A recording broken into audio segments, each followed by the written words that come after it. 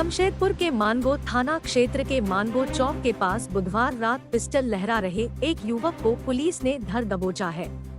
पकड़े गए युवक का नाम सद्दाम उर्फ बाबू बताया जा रहा है और वह मुंशी मोहल्ले का रहने वाला है। बताया जाता है कि थाना प्रभारी विनय कुमार को सूचना मिली कि पल्सर सवार एक युवक लोगों को बंदूक निकालकर डरा धमका रहा है। इस सूचना पर वे तुरंत मानगो चौक पहुंचे और युवक को पकड़ लिया। पुलिस उसे पकड़कर थाना ले गई, जहां उससे पूछताछ की जा रही है। उसके पास से पिस्टल भी बरामद हुआ है।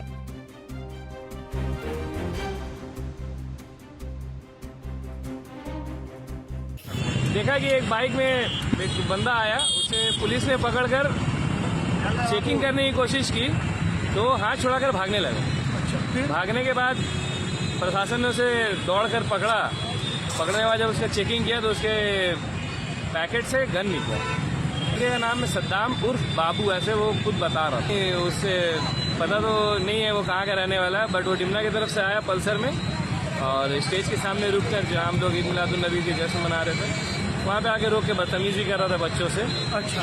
उसी वक्त पुलिस आकर के उसे पकड़ ली। बाइक में था 220 पल्सर था उसका। और भी कोई था ना, अकेले था? नहीं, वो अकेले ही था। फायरिंग वगैरह तो नहीं हुआ ना?